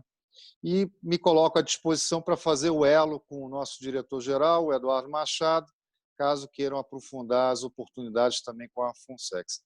Agradeço a todos aí pela oportunidade. Muito obrigado. Obrigado, Miguel. Mais uma vez, ótimas palavras também aí, já para trazer um pouquinho dessa realidade dos mercados financeiros. Vocês viram como é bom ter amigos, né? Você recebe convites que jamais receberia, mas os amigos lembram da gente aí, e eu só tenho a te agradecer por essa relação com a Funset. Amanda, agora, bola com você. Está traçado um quadro aí, que eu acho que na nossa perspectiva de trabalho, de assessoria, acho que a gente pode contribuir com algumas soluções dentre essas alternativas que devem pintar por aí. Sim, bom dia a todos. Deixa eu tentar compartilhar minha tela aqui. Vem? Sim. Bom, acho que como até o Miguel estava comentando, a expectativa no começo do ano era de crescimento no número de fusões e aquisições no agronegócio. Desculpa. Muito pelo contexto favorável que a gente via no final do ano, né? O Miguel comentou em dezembro aí um pico no número de transações concluídas e pelas próprias projeções de crescimento do setor no PIB à época, né? Desconsiderando a pandemia e dinamismo do setor, medidas legais que vinham sendo discutidas, a modernização da estrutura de crédito, a desburocratização, né, com o MP do Agro já convertido em lei, outros projetos como a evolução na discussão da aquisição de terras rurais por estrangeiros, a própria questão das garantias, né, já superada com o MP do Agro, o crescimento das operações envolvendo agritechs, né, elas crescem em número exponencial nos últimos anos em unidades, né, em existência de agritechs e também em operações com fundos, com aceleradoras, enfim, então era um pano de fundo, uma soma de fatores que levava essa perspectiva de grande crescimento no ano, né? Com a crise econômica decorrente da pandemia, as perspectivas econômicas mudaram de maneira geral, afetaram também o agro, mas como o Marcos bem colocou, alguns setores até foram beneficiados, né, com as mudanças no padrão de consumo, de comportamento dentro da cadeia do agro, outros um pouco mais atingidos, como o Caio estava mencionando sobre o sucro energético, né. Nesses setores, a gente já tem visto algumas discussões de medidas governamentais para auxílio, né, para planos emergenciais de auxílio, mas fato é que se discute que talvez em valores insuficientes para fazer frente às necessidades, às demandas desses setores mais atingidos, né? E aí, nesse contexto, é que a gente geralmente vê, então, surgindo as oportunidades para a busca de fontes alternativas de captação de recursos, de reestruturação, de reorganização dos negócios, inclusive por meio de operações de fusões e aquisições, né? É natural que, num primeiro momento, em contextos de crise econômica, os participantes, as empresas busquem o capital oneroso, né? Os financiamentos, empréstimos, até por serem mais imediatos, de curto prazo, mas justamente por serem soluções de curto prazo, que aumentam o endividamento e até pela escassez da oferta de crédito a todos os participantes, né? É que num segundo momento, e a gente já está aí há 3, quase 4 meses nesse contexto, é que começam a surgir, então, as oportunidades e a busca por capital privado, capital de longo prazo, que venha oferecer mais sustentabilidade, uma oportunidade mesmo de reorganização e de crescimento dos negócios. Então, nesse sentido que a gente já tem visto sendo discutidas e retomadas no mercado, algumas discussões sobre oportunidades das operações, incluindo M&A no agronegócio, né? Então, a gente pode ter, pensar, por exemplo, em participantes do mercado que tenham sido mais atingidos, que estejam aí lutando pela sobrevivência, com dificuldade de acesso a esses créditos, então que passam a pensar em transações com capital privado, venda de ativos, venda de participação acionária. Na outra ponta, e às vezes dentro do mesmo setor, da mesma cadeia produtiva, a gente tem alguns participantes que estavam mais estruturados, então tem mais resiliência para passar por essa crise. Durante esses meses, olharam muito para dentro de casa para fazer a gestão de crise, entender como se comportar com essas novas, o novo padrão de consumo, enfim, de conduta da sociedade, mas que agora já começam a comentar, até em declarações e entrevistas, que não descartam a possibilidade de olhar para o mercado e para as oportunidades de expansão dos seus negócios, da cadeia produtiva, por meio de ativos já existentes, em detrimento de constituição de novas unidades do zero, né? E também a oportunidade junto a participantes, investidores financeiros que estão capitalizados, fundos de private equity, que também demonstram interesse nesses momentos, né, nesses contextos, como o Miguel comentou, por terem a oportunidade de adquirir ativos com menores preços, no momento de baixa liquidez, mas sempre visando um crescimento sustentável e o ganho a longo prazo, né, ao longo do tempo do investimento, até o evento da saída, né? Então, se a gente pensar nas modalidades de operações de M&A, acho que a gente consegue encaixar e enxergar todas elas na cadeia do agro, com base nessas oportunidades que eu falei. Então, a gente tem aquisições, transações que são classificadas em horizontal, vertical e de diversificação conglomerado. As horizontais são aquelas que acontecem no mesmo segmento, exatamente na mesma indústria, no mesmo setor, basicamente então entre participantes concorrentes, né? E aqui são muito motivadas pelo aumento de participação no mercado, pelo ganho com economia de escala e expansão para novas regiões ou, como eu falei, né, oportunidade de adquirir ativos já existentes, instalados em outras regiões, em detrimento de se começar a constituição e a criação de uma unidade, de uma planta do zero. Há oportunidades também de transações verticais que são na mesma cadeia produtiva, então visando o mesmo produto final, mas não necessariamente de participantes que estão no mesmo bem ou serviço. Então, são aqueles que estão um passo além ou antes na mesma cadeia. Isso facilita acesso à matéria-prima, acesso à distribuição e amplia o controle dentro dessa atividade, dentro dessa cadeia produtiva. E as oportunidades em diversificação conglomerado, que são empresas que não atuam exatamente no mesmo setor, mas que identificam sinergias entre si e vão representar um ponto importante de diversificação de riscos e diversificação de atividades, ampliação aí das linhas de produção e de produtos. Então, acho que todos esses a gente consegue identificar oportunidades de todas essas transações surgindo aí nos próximos meses. E aí, para comentar alguns aspectos um pouco mais jurídicos, né, como o Renato colocou, daquilo que a gente pode auxiliar e do que a gente vê surgindo de desafio nessas transações, eu acho que o M&A é um processo complexo, né, ele é composto de várias etapas, cada uma delas vai demandar atenções e cuidados especiais, mas nesse contexto pós-pandemia, das operações que sejam retomadas nesse momento ou que venham a se iniciar pós-pandemia, eu acho que alguns cuidados adicionais vão surgir, né, alguns desafios. Acho que, primeiro, valuation, sem dúvida é o que a gente tem visto o mercado discutir, os especialistas comentando, a dificuldade de se precificar e de se avaliar os ativos nesse contexto, porque exceção feita a alguns setores, né, que realmente foram mais atingidos e vão precisar se reinventar no novo normal, aí usando a expressão da moda, mas em alguns outros a gente precisa considerar que esses efeitos da crise, eles não são recorrentes, né, eles não refletem a perpetuidade do negócio. Então, o desafio é conseguir fazer uma projeção para crescimento, para uma avaliação, expurgando esses efeitos, mas também tentando fugir do alto grau de subjetividade que esse processo pode trazer. Então, acho que aqui é um grande desafio que a gente vai ter nessas transações. Depois, a gente chama atenção para as auditorias de maneira geral, tanto a auditoria jurídica quanto a contábil e até operacional, que é super importante nos ativos do agro, né? A auditoria já tem essa finalidade de tentar reduzir a assimetria de informações entre os investidores e as empresas-alvos, os vendedores, os sócios das empresas, num processo, então, de análise detalhada de todos os aspectos da empresa envolvida, aspectos tributários, trabalhistas, societários, contratuais, regulatórios ambientais, imobiliários, super importante na cadeia.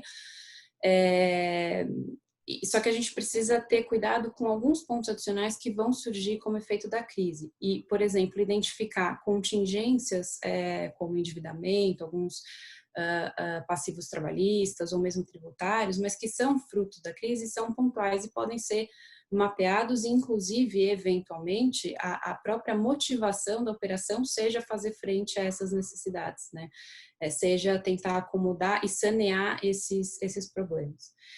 Além disso, algumas empresas que tenham aderido a planos emergenciais, alguns auxílios e medidas do governo, vão ter também, dependendo do caso, né, de qual for o plano, algumas obrigações adicionais e acessórias que vão ser observadas para além da crise, por alguns meses, por exemplo, manutenção de folha e de proibição de demissões, até às vezes restrição na distribuição de dividendos, enfim, então alguns outros componentes que vão precisar ser bem mapeados.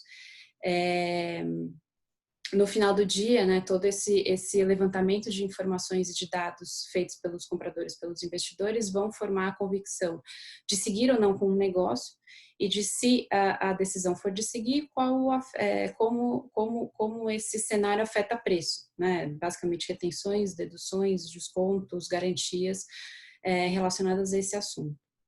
E aí a gente passa para um outro pilar importante que vai ser destaque nessas transações, que são as decisões de seguir com as transações, né? Certamente os investidores compradores vão estar muito mais seletivos e mais criteriosos nessas decisões e vão ter destaque, né? Vão ser mais bem-sucedidas as empresas que estiverem adotando medidas que gerem valor.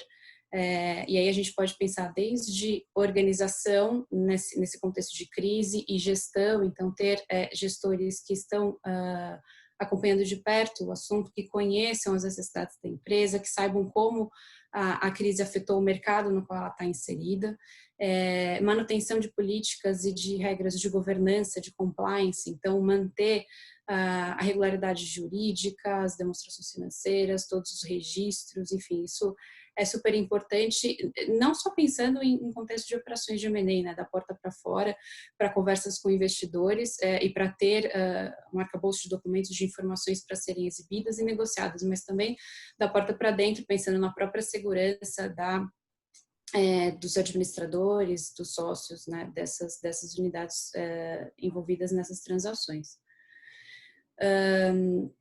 Depois, pensando em negociação, e aí eu nem vou entrar no mérito, né, de discutir aqui as cláusulas e as previsões típicas desses contratos e que vão ser afetadas pela crise, enfim, mas pensar principalmente nos desafios que a gente vai ter de maneira geral em conduzir essas negociações, pelo menos no curto prazo, à distância. A gente sabe que as transações, as reuniões de negociação nas transações de M&A, elas são super importantes, principalmente no caso de operações de venda parcial, por exemplo, porque no dia seguinte, comprador e vendedor, o investidor vão ser sócios, né, vão tocar o negócio juntos, então elas estreitam o relacionamento e a confiança, mas também são momentos em que a gente discute pontos mais sensíveis, confidenciais, estratégicos, e que a reunião presencial, o olho no olho, faz toda a diferença, né?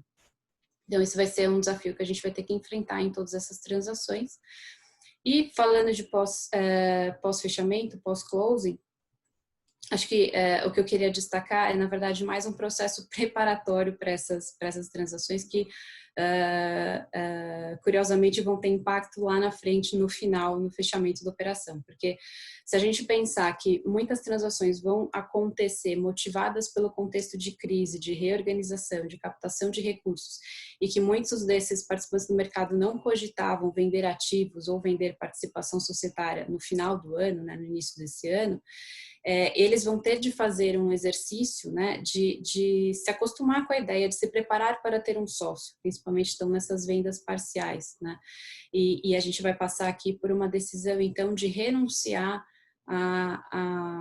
a exclusividade na gestão dos negócios, seja na vinda de um novo controlador, que vai mudar a forma de condução, como os negócios vinham sendo conduzidos até o momento, seja de um minoritário, que embora tenha uma participação minoritária, né, provavelmente negociará e pedirá algumas prerrogativas para participação na tomada de decisão. Então, de alguma forma, essas empresas, né, esses produtores e esses participantes do mercado precisam fazer esse exercício de se preparar para lá na frente ter um sócio. Isso faz muita diferença também ao longo de toda a etapa, né, de toda a linha do tempo aí das transações. Se a gente pensar uma característica marcante também do agro e acho que da economia de maneira geral, que é a presença das empresas familiares, né, só para a gente ter uma ideia, no ano passado praticamente metade das transações concluídas envolviam empresas familiares de diversos portes e setores da economia.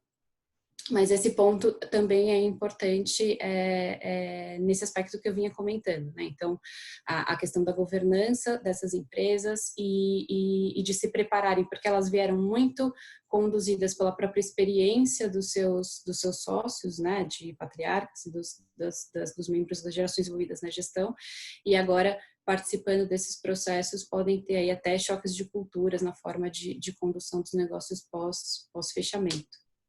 Acho que, Renato, só para não me estender mais no tempo e respeitar aqui também o painel, era isso que eu queria colocar como oportunidades e desafios, e aí eu fico à disposição para a gente discutir algumas dúvidas ao final. Obrigado, Amanda. Ótimo. Acho que você conseguiu aí fazer um resumo e mostrar um fluxo aí das complexidades que envolvem o M&A. Eu acho isso bastante importante, uma vez do caráter, como você falou, que ainda o agro ainda mantém um caráter bastante familiar em várias das cadeias ou setores aí agroindustriais. Eric, tem mais alguma alternativa? Me conta aí. Renato, bom dia a todos. Temos sim. Deixa eu dividir aqui com vocês aqui a minha tela. Fiz uma apresentaçãozinha aqui. Estão vendo aí? Sim. Bom, eu vou derivar um pouco do tema aqui, vou sair um pouco do M&A e da reestruturação e vou ter procurar aqui uma agenda um pouco mais prospectiva, pegando o gancho, inclusive, do que o Miguel colocou. Achei muito interessante que o Miguel colocou ali entre as oportunidades para o setor os IPOs. Né? E esse é um assunto que eu gostaria de aproveitar esse espaço aqui para falar, porque, de fato, a gente, apesar da pandemia, apesar da crise, a gente vive um momento muito propício para os processos de abertura de capital, sobretudo pelo momento talvez histórico, né, de uma taxa de juros tão baixa, né? Hoje a gente está vivendo um período de taxa de juros real negativa, o que faz com que naturalmente você force o investidor a buscar alternativas, né, para rentabilizar melhor as suas aplicações. Hoje a gente tem um mercado de renda fixa no Brasil que ele é 10 vezes maior do que o nosso mercado em bolsa. Então, o nosso mercado em bolsa é mais ou menos algo entre 3 e 4 milhões e o de dívida de quase 40 trilhões de reais. E você tem uma tendência natural que esses recursos migrem da renda fixa para o mercado em bolsa, para a renda variável. Né? E você acaba criando um incentivo, um estímulo para as aberturas de capital. Então, por isso que mesmo agora, né, com o período de crise, enfim, com essa situação turbulenta no mercado, a gente vem vendo processos de abertura de capital na Bolsa. Né? Tem uma onda que deve vir aí nos próximos meses, mas ainda nesse contexto já turbulento, já temos abertura de capital e com altíssima demanda por parte dos investidores. Né? E uma boa evidência disso é que mesmo na crise, o número de CPFs na Bolsa só aumenta. Nos últimos 3 anos, nós tivemos um crescimento de 3 vezes o número de CPFs na Bolsa. Então, hoje nós somos mais ou menos em 2 milhões e 400 mil CPFs investindo na Bolsa. Há 3 anos atrás, nós éramos só 800. Né? E esse número vem crescendo mesmo nesse período turbulento. Então, isso cria um ambiente aí favorável e uma alternativa para que as empresas de todos os setores e, obviamente, incluindo aqui o agro, possam olhar a abertura de capital como uma alternativa também para captar recursos. Né? E aí fica aqui a pergunta, né? Por que abrir o capital? Né? É óbvio que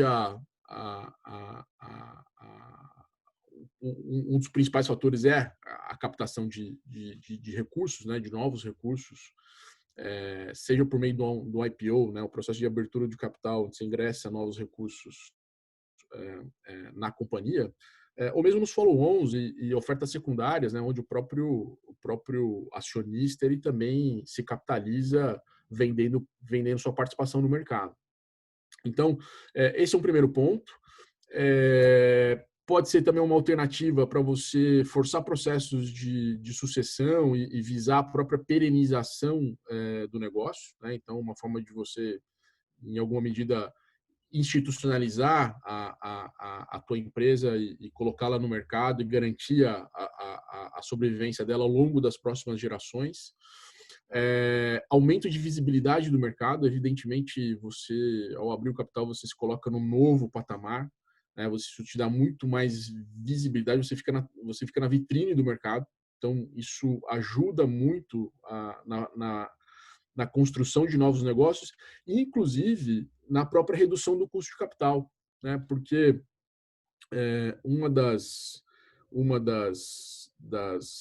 diretrizes, né, que importantes no mercado de capitais para fins de abertura de capital, né, de você se tornar uma companhia aberta, é a transparência, né?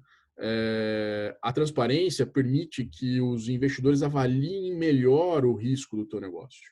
Uma coisa é quando eu tenho que financiar um negócio que é uma caixa preta, né? Então, eu não tenho acesso a informações, eu não consigo enxergar o balanço, eu não sei se o balanço é auditado, não é auditado, eu não sei o que de fato, outros negócios que essa empresa pode ter, assim, eu não consigo ter uma dimensão precisa e exata do risco de crédito, né? Se eu não tenho informação confiável, 100% transparência, a tendência é que o custo de capital aumente. E o inverso é verdadeiro. Quanto mais transparente, eu brinco que é coisa como se fosse comprar um carro, né? Se você comprar um carro pela internet, né, se você não tem a condição de ver se o carro tá bom, não tá, qual que é a rodagem dele, você poder abrir o capô, ver se o motor tá lá, a bateria tá funcionando, etc., a tendência é ter um desconto de preço muito alto. Agora, se você tem um carro que você pode pegar ele na mão, você leva para o seu mecânico avalia, ele tem pleno acesso a informações do estado daquele carro, o preço tende a ser um preço mais preciso, mais correto, né? Então, essa é também uma das vantagens de você estar no mercado de capitais. Outro ponto que tem a ver com aquilo que a gente vem falando aqui é a facilitação dos processos de M&A. Até o Miguel citou aqui que um fator positivo a impulsionar os M&As são o movimento que precede as aberturas de capital. Aí, por variadas razões, desde a própria captação de recursos, né? As empresas capitalizadas passam a olhar outras oportunidades de negócio, outras aquisições, como também o próprio processo de transparência, de visibilidade, também facilita a realização desses negócios. Uma outra vantagem para isso pode ser a saída de investidores estratégicos, então você permitir que alguém realize seus investimentos vendendo a sua participação em bolsa. E uma outra maneira também de olhar a questão é de diluição de risco, né? A partir do momento que você passa a ter outros sócios, né? Então, você, ao abrir capital, você atrai novos sócios para o seu negócio, uma forma também de diluição de risco. Então, esses aqui geralmente são os principais pontos, né, que são apontados como vantagens ou benefícios de abrir o capital, né? Agora, como é que isso tem sido percebido de fato pelas empresas, né? Então, tem um dado aqui interessante, uma pesquisa da KPMG, né, que ela foi buscar as empresas que abriram capital, olharam, passaram por todo o processo, né, e falou, realmente aqui, dessas vantagens que são apontadas, o que você vê de fato, o que você vivencia de benefício por ter aberto capital, né? Então, quase uma unanimidade que o aumento de visibilidade é um grande benefício para essas empresas, né? Depois você tem a própria redução de custos de captação, então, de fato, e aí, pelo menos em 40% dos casos, é visto como um médio ou alto impacto nos negócios da companhia, a redução do custo de capital. Quase 60% facilitou novas operações de M&A, né? E em metade dos casos, e aqui é um número até alto, dado que é uma situação muito particular, permitiu também processos sucessórios, né? Então, de fato, quem viveu, quem passou por esse processo, aponta esses aqui talvez como uma das principais vantagens, benefícios, além da própria captação de recursos em si. Agora, é verdade, por outro lado, que esse processo tem seus desafios, né? A partir do momento que eu decido abrir o capital, né, eu me torno uma companhia aberta, eu me registro como um emissor de valores imobiliários na CVM, eu passo a estar sujeito a todo um arcabouço de regras para a regulação dessas companhias. Então, eu posso estar me movimentando no setor que é regulado, né, pela Comissão de Valores Imobiliários, né, que vai colocar uma série de exigências e padrões, sobretudo em relação à transparência e informação que tem que ser prestada ao mercado. Então, isso demanda adaptação na rotina das companhias, né? E ao mesmo tempo também tem uma implicação de custos, né? Então, se é um processo que ele tem seus custos financeiros, toma tempo, né? E as empresas precisam estar prontas para passar por esse processo. Então, esse gráfico aqui, por exemplo, ele mostra um dos principais desafios que as companhias que abrem o capital têm a enfrentar. Um dos maiores é auditoria e controles internos, né? Porque você não só tem que auditar e publicar seus balanços, como você tem que fazer isso trimestralmente, né? Então, trimestralmente as empresas precisam publicar o que a gente chama de ITRs, né, as informações trimestrais, então todas as informações financeiras a cada 3 meses, além das demonstrações financeiras anuais. Isso, obviamente, demanda que você tenha uma estrutura robusta, né, de contabilidade, de auditoria, para poder permanentemente estar apurando, auditando e disponibilizando esses números.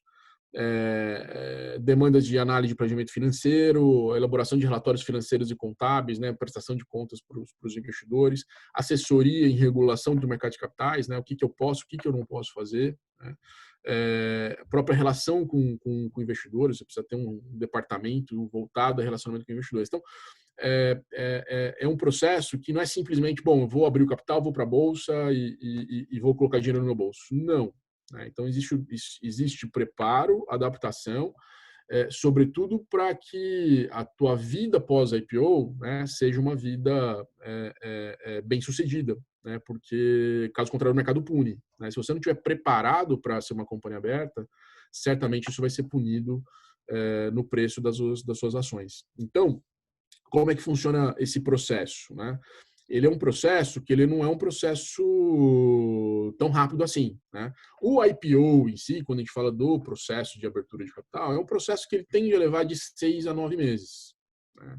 Esse é o prazo que costuma levar. Sendo que desse período aqui, praticamente 3 meses é o prazo que você tem para registrar a tua abertura de capital, a tua oferta na CVM.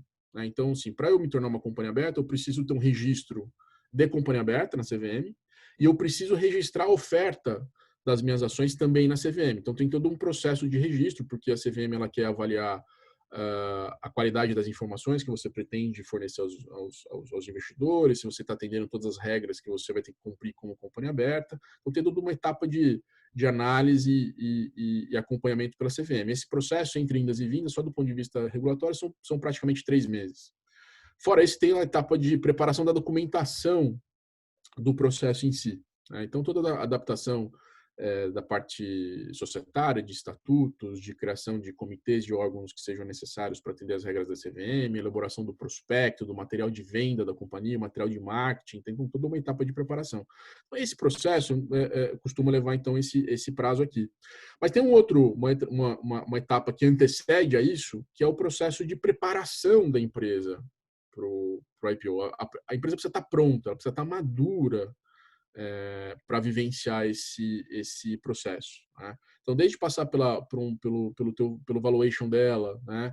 Você planejar as etapas, aquilo que você vai precisar fazer, você trabalhar na governança, na sua sucessão, né? Tem toda uma etapa de preparação que eu vou explicar agora, que você precisa se organizar. Né? Então, para eu poder estar abrindo o capital da minha empresa no ano que vem, eu já preciso estar olhando para isso agora. Então, eu já preciso começar a tomar medidas, né, precauções ou preparações para realmente, quando for o momento adequado, tiver uma boa janela de oportunidade, eu realmente estar no momento certo para entrar no processo em si do IPO, que, como a gente viu, vai levar aí de 6 a 9 meses, a depender da complexidade do processo em si. E, obviamente, que depois do processo você tem toda a sua vida como uma companhia aberta, né, atendendo todos os regramentos da CVM, então você tem todo um compliance em relação à regulação e também ter uma rotina de relacionamento com os investidores, né, para continuar tornando a companhia atrativa aos olhos do mercado, né, com uma boa precificação. E para eu não me estender mais aqui também, e o que eu queria colocar, porque eu acho que esse é um ponto importante, uma vez identificada essa oportunidade de fato de uma possível abertura de capital e sabendo que tem um longo caminho para isso, como se preparar? né? Então, aqui, nesse slide, eu busco sintetizar algumas frentes, né, a serem exploradas e trilhadas, né, para que você esteja de fato pronto quando for o momento, né? Então isso passa desde você ter uma assessoria financeira que vai ajudar a construir o valuation da sua empresa, né? Quer dizer, quanto a sua empresa vale, né? Quanto que eu vou conseguir de fato vender as minhas ações na bolsa, por quanto? Qual a relação adequada, né, entre dívida e equity? O que eu pretendo fazer com esse recurso que eu vou alavancar? Qual a destinação que eu pretendo dar para isso? Depois, governança. Eu preciso preparar as minhas lideranças para atuar como companhia aberta, porque agora, se eu tinha uma estrutura fechada, de controle bem definido, ou às vezes tendo uma estrutura familiar, eu preciso entender agora que eu tenho novos sócios, né? Eu tenho os acionistas em bolsa, são os meus sócios, eu vou precisar prestar contas, né? Eu vou estar num outro patamar, lembra que eu vou estar numa vitrine, vou estar exposto. Tudo que eu fizer tem impacto, tem relevância, né? Vai ser julgado pelo mercado. Então, eu preciso ter uma preparação.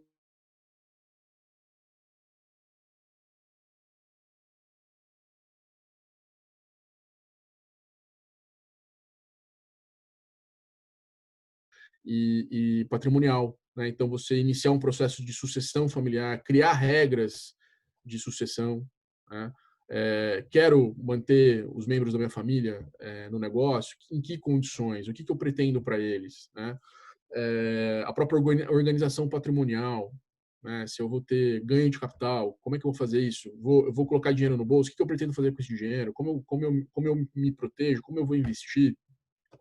Vou olhar também para a remuneração dos meus executivos, né? Então, você, com as ações listadas em bolsa, você abre margem, abre a possibilidade, né, de você criar planos de stock options, né? Então, incentivos via remuneração variável, premiando os administradores, os executivos do negócio com ações, então incentivando que eles atuem de forma adequada para valorizar a própria ação da companhia, para que eles sejam recompensados também via remuneração.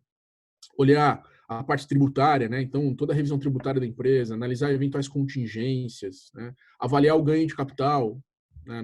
No processo de abertura de capital, como é que eu lido com isso, o gerenciamento de riscos de uma forma geral, porque eu preciso olhar o que pode impactar meu valuation, né? Porque lá no processo em si, uma das etapas do processo, que é parecido com o que a Amanda falou em relação ao due diligence, né? do M&A, é um processo de auditoria legal, onde os advogados, os auditores, eles vão virar o negócio do avesso para ver se tem alguma contingência, algum risco, algo que tem que ser alertado aos investidores. Obviamente que isso, a depender da complexidade ou até do impacto no negócio, isso pode implicar em descontos de preço. Então, se antecipar isso é importante, né? Tem um problema no meu negócio? Então vamos resolver, né? Para que no momento do IPO eu esteja com esses problemas resolvidos ou, se não resolvidos, bem encaminhados. Depois você tem a parte de desenvolvimento corporativo. Vale a pena eu revisar meus contratos-chave, contratos com fornecedores, clientes estratégicos, né? Para garantir esse meu valuation, precificação, ou para que isso não seja um risco para a própria continuidade do meu negócio. Pode ser o caso de adquirir novos negócios também antes do IPO para melhorar meu valuation, lançar novos produtos. E, por fim, a parte do planejamento societário, né? Então, eventualmente, eu posso ter que se transformar numa sociedade anônima, caso ainda não seja uma sociedade anônima. Posso ter que passar por algum processo de reorganização, como incorporação de negócios, como cisão de empresas. De repente, eu quero tirar um negócio ou uma unidade produtiva, eu não quero colocar isso dentro de uma companhia aberta, ou então eu quero trazer novos negócios para dentro para melhorar meu valuation. Posso constituir uma holding para organizar os meus negócios. Eu preciso avaliar o eventual impacto de uma transferência de controle, né, caso eu queira desfazer do controle da empresa, né, vender o controle e que impacto que isso pode ter, porque tem a questão do tag along, por exemplo. Então, quem compra o controle pode ser obrigado a fazer uma oferta para comprar as ações de outros acionistas. Então, isso precisa ser avaliado também, o impacto disso, porque isso impacta no próprio preço da transação. Enfim, tem uma série de elementos aqui, né, que eu só quis dar uma pincelada, mas acho que é importante para chamar a atenção de que é um processo muito importante, que tem um impacto muito grande na vida da empresa, na vida do empresário, né? Coloca a empresa, sem dúvida nenhuma, num outro patamar, né?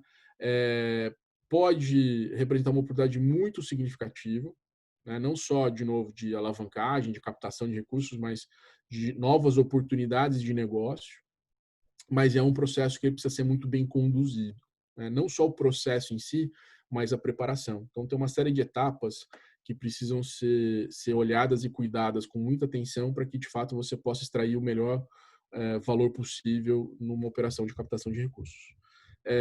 Renato, basicamente era isso que eu queria colocar para vocês, e fico à disposição aqui também para poder responder eventuais perguntas aí que os ouvintes tenham. Obrigado.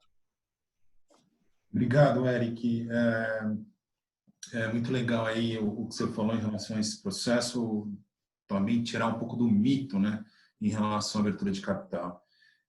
Foi citado aqui, Eric, só para reforçar o seu discurso, né, em relação agora ao follow-on da Via Varejo, né, a forte demanda que teve, e também sobre o valuation descontaminado, né. Eu acho que são fatores importantes que depois, se ainda tiver algum tempo, você pode comentar. Mas eu queria aqui, na ordem, voltar, como a gente havia combinado, e tem uma pergunta para o Marcos, que eu acho extremamente relevante, porque ela o coloca de novo no contexto global. Ô Marcos, lá atrás, uma vez você usou uma frase que não vou me esquecer, você falou o seguinte: olha, na briga de gigantes, quem perde é a grama. E a pergunta que veio aqui, os Estados Unidos não pode substituir o Brasil na relação com a China? Como é que você vê isso? Bom, exatamente. Na briga de gigantes, quem apanha é a grama, né? É uma frase famosa que eu acho que serve para aquilo que eu chamo da primeira guerra hegemônica do século XXI, né? A gente não estava esperando nem o Covid, nem uma guerra hegemônica atropelar, né, a economia. Eu acho que a China esperava brigar com os Estados Unidos bem mais tarde, na segunda metade desse século, mas o Trump precipitou o processo e no fim, a guerra comercial não é apenas comercial. Aliás, a parte comercial é mais fácil, né? Ela atinge questões militares, financeiras, tecnológicas e muitas outras, né? Mas a parte comercial, o Trump tentou, naquele show-off que ele fez em janeiro, em 15 de janeiro, dizer que tinha conseguido enquadrar a China num acordo de expansão de comércio em 200 bilhões de dólares, mas a verdade é que isso não aconteceu, né? A briga entre os dois países continua elevada, as tarifas continuam vigentes, então não há uma facilitação de comércio, porque, de fato, a China não tem nenhum interesse em, nesse momento, fazer qualquer coisa com os Estados Unidos. Ela vai esperar o processo eleitoral, certo? Porque o cenário pode ser totalmente diferente se for no caso Trump ou talvez o Biden, né? Provavelmente o Biden, né? Então, eu não vejo esse risco acontecendo esse ano, né?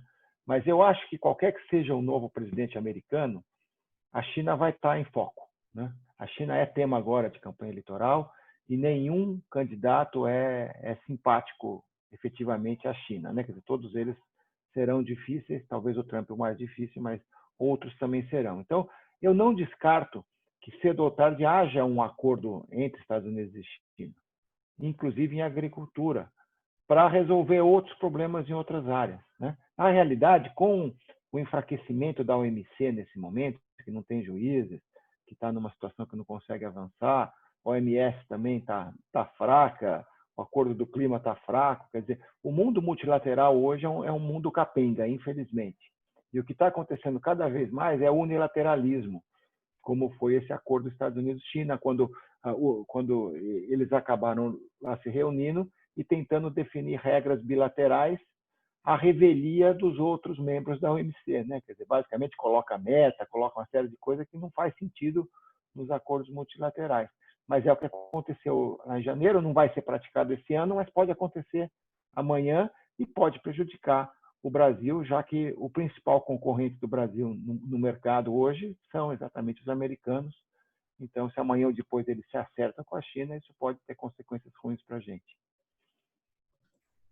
Obrigado, Marcos. Ótimo. Caio, Na verdade, duas perguntas aqui, e eu gostaria de relacioná-las, na verdade. Etanol de milho, você citou já, e a pergunta vem nesse sentido, né? Qual é o tamanho desse mercado, o quanto, na verdade, ele tem de margem de contribuição para estas fontes, e como é que você vê o desenvolvimento maior desse segmento?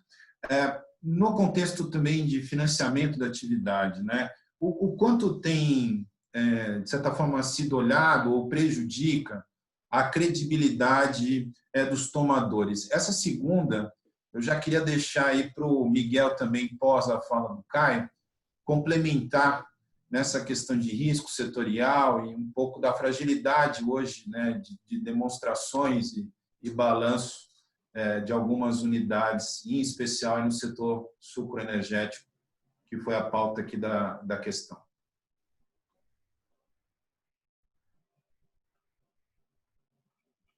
Desculpe. Com relação ao milho, é interessante observar que o seu crescimento tem se dado de duas formas.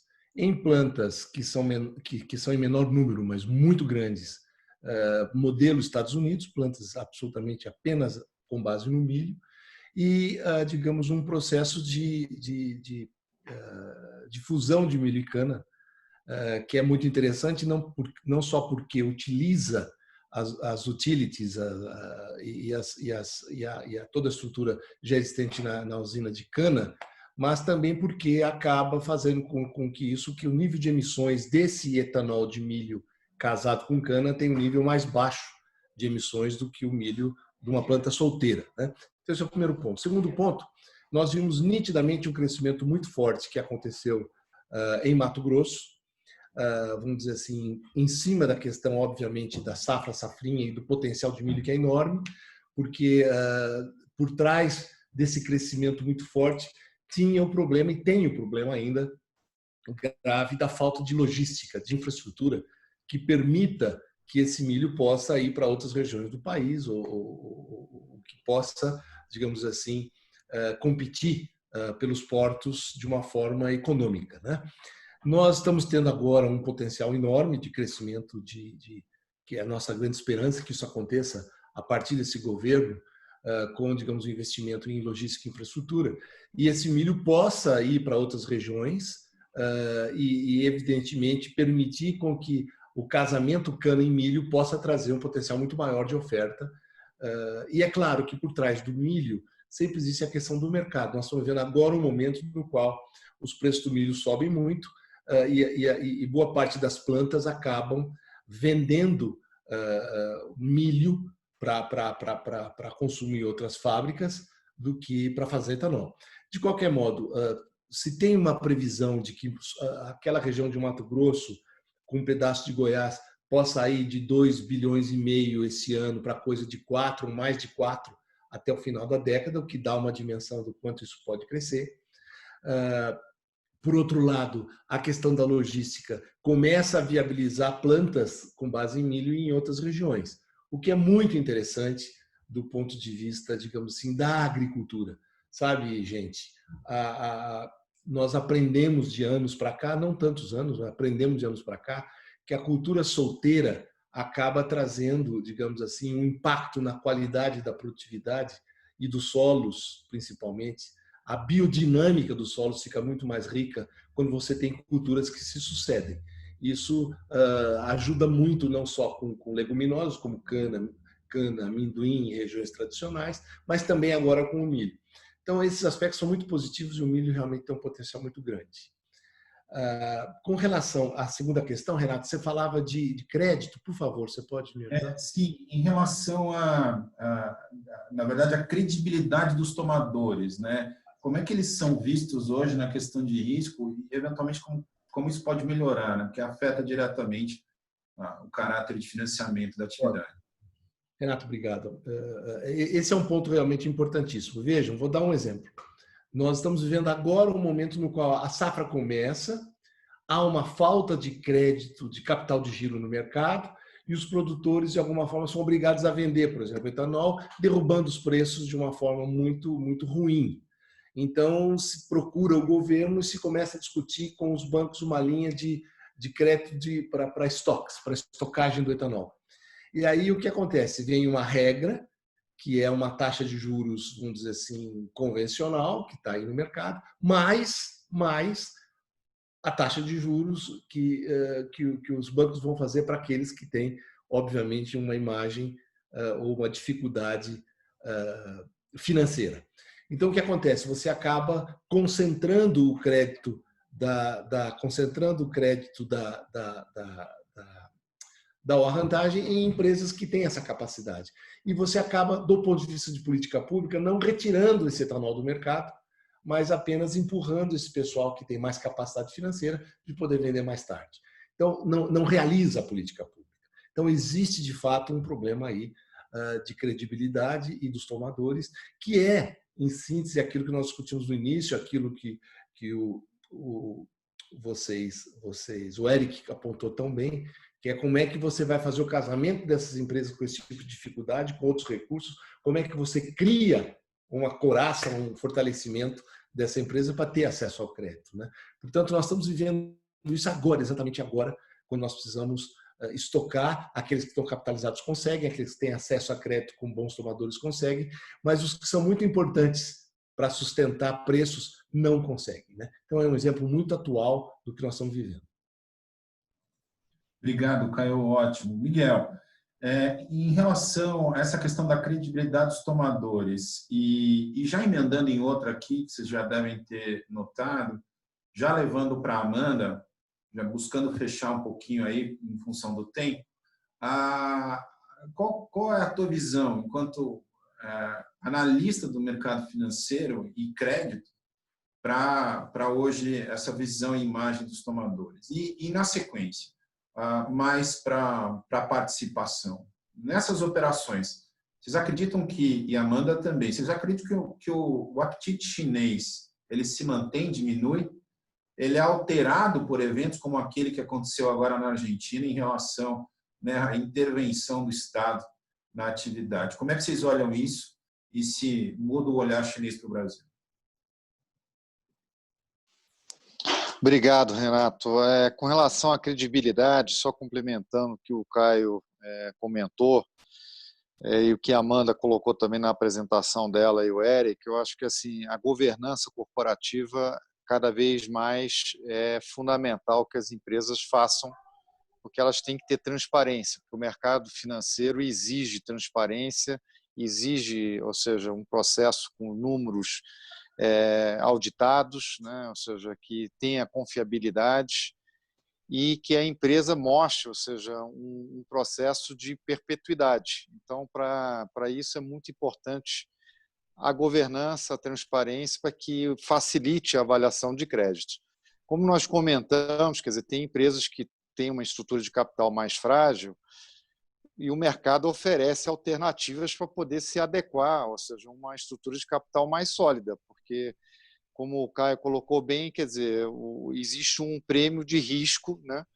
Então, as empresas mais sólidas pagam menos taxa de juros, né? Um menor spread, empresas menos sólidas têm um prêmio de risco, vão pagar uma taxa maior, né? Então, acho que esse é um ponto. Com relação à China, assim, a relação... A China, o chinês não pode perder a face, né? Então, ele é muito cauteloso na forma como ele opera, né? Agora, o Brasil é estratégico, apesar da diferença cultural entre Brasil e China, o Brasil é estratégico para a China na segurança alimentar, ou seja, o chinês vê a parte da segurança alimentar com investimento de infraestrutura fundamental para efetivamente propiciar essa segurança alimentar para a China. Então, assim, ele está disposto a investir e a visão da China não é uma visão de curto prazo, é uma visão de longo prazo. Ele está vendo 100 anos para frente, 200 anos para frente. Eles são extremamente estratégicos. Então, a minha visão, a China está no Brasil e vai continuar no Brasil de forma firme. Ótimo, Miguel. Amanda, se puder complementar, e já acrescentando uma outra questão em relação ao papel das agritechs aí, talvez no sentido de catalisador, né, dos M&As, também faz parte de uma questão aqui que foi apresentada. Sim. Pegando o gancho do Miguel, realmente, essa questão acho que é mais de longo prazo, né? O Brasil é atrativo e acho que não vai deixar de ser, acho que até como os primeiros painelistas colocaram. A questão realmente acho que é de se preparar e de se manter atrativo do ponto de vista não só da atividade, mas do resguardo em relação aos riscos, né? Então, isso que a gente vinha comentando, de tentar se manter as medidas que gerem valor, a governança, para passar por essa fase e se manter como um alvo, aí, como um mercado atrativo para os investimentos. As agritechs, elas, como eu coloquei no início, né, cresceram desde 2017, elas vêm se multiplicando num número constante, né, e sendo promessa para o agro, principalmente por permitir automação de processos, por permitir redução de custos, de despesas, e tem chamado muita atenção de aceleradoras, de fundos de investimento, né? Então eram também uma grande promessa para a M&A nesse ano, e acho que foram talvez até as menos atingidas, considerando aí essa necessidade de reinvenção, de renovação, de adaptação às novas realidades, aos novos padrões. Acho que elas têm muito a contribuir e devem continuar sendo destaque para esse ano, com certeza. Obrigado, Amanda. Ótimo, pessoal. Eu queria reforçar, a gente está chegando ao final aqui. Se algum de vocês tiverem alguma conclusão, algum ponto, eu acho ótimo que vocês possam comentar, mais aí no contexto de conclusão. Caio, uma última palavra, a importância dos 5 P's, eu vou guardar isso comigo, eu vou voltar com você nesse assunto em algum momento, mas eu queria só abrir aí um minutinho aí para cada um, para a gente poder encerrar e fazer uma última mensagem.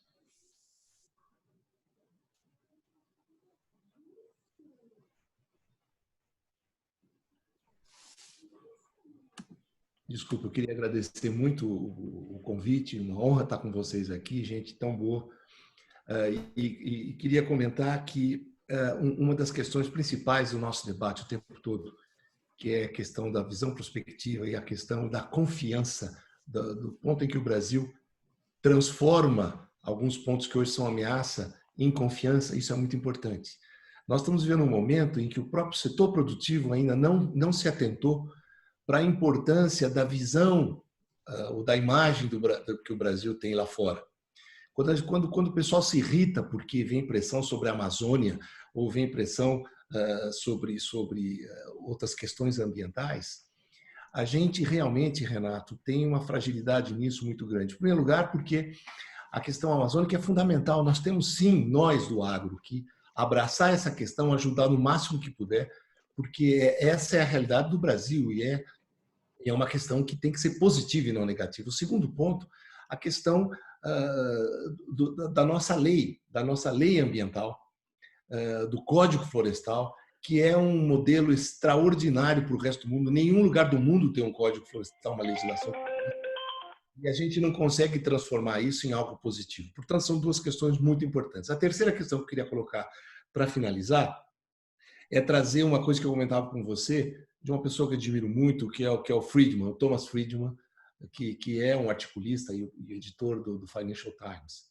Então, eu não trago a palavra de um produtor, mas um cara muito americano que critica, digamos, o que ele fala de algo que precisaria ser mais americano, norte-americano, nas palavras dele, que ele diz que nós temos que ter uma regulação que traga confiança. Essa regulação que traz confiança não se trata simplesmente de mostrar qual o índice de emissões positivo ou negativo que você faz, mas a visão prospectiva da sua política pública, da política do Brasil, para trazer capital, para trazer investidores.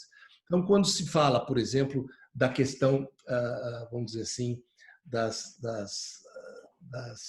não normais condições de mercado, né, das distorções de mercado, uma delas é a questão, por exemplo, da gasolina, né, ou do diesel, e das emissões que ela causa, e dos problemas de saúde que ela causa, e por aí vai. Isso tudo tem que ser transformado numa política que tenha consistência.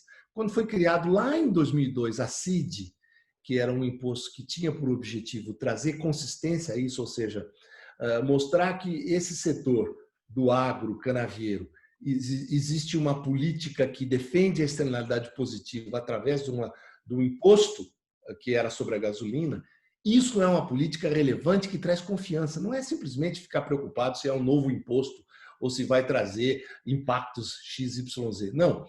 Se nós queremos caminhar numa posição positiva, nós temos que ter uma política pública que permita isso. E essa política pública, para mim, é o que o Friedman critica dos Estados Unidos, que é fundamental impor um imposto de gasolina, inspirar uma conservação de energia no país, e isso é fundamental para o mundo. Até ele comenta que verdadeiros patriotas, verdadeiros defensores da disseminação da democracia do mundo precisam viver verdes.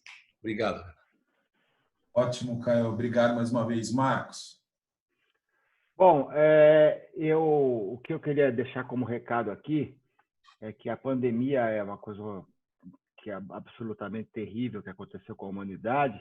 A gente vai ter agora um impacto de menor crescimento da economia, a gente pode ter um impacto fiscal mais à frente nas políticas públicas, pode ter até um impacto político, que aliás já está acontecendo, porque os nossos políticos já estão em campanha, dá a impressão que não, em vez de se preocupar com a pandemia, estão se preocupando com as eleições. Então, todos esses impactos estão vindo aí, são as várias ondas, mas a verdade é que o agronegócio é o setor forte, é o motor nesse processo. E o que puxa isso é a competitividade histórica brasileira, que aconteceu há 40 anos, a Revolução Agrícola, a inserção internacional, o fenômeno da China, que virou essa compradora extraordinária de produtos, a presença em 200 países, né? Então, é bem capaz que o agronegócio, pelo menos o lado alimentar do agronegócio, termine o ano, inclusive, com PIB positivo, né? E isso exige, obviamente, dos atores, a gente trabalhar nas várias frentes, quer dizer, pelo lado privado, as questões de gestão, governança, sucessão são absolutamente necessárias, né? O setor ainda tem fragilidades imensas na forma como ele opera. Se falou aqui lá do capital de giro, né? Uma série de outras questões cotidianas do setor ligadas à governança e à gestão. E sobre a ótica jurídica, e é exatamente aí que vocês entram, com esse trabalho belíssimo que a VBSO faz de acompanhamento da MP do Agro, de acompanhamento das RJs, que é um fenômeno complicadíssimo que não precisaria estar acontecendo, né? Quer dizer, eu acho que a gente precisa realmente trabalhar nesse aspecto regulatório, né? Diminuindo o risco regulatório e melhorando a qualidade da gestão e da governança nesse setor.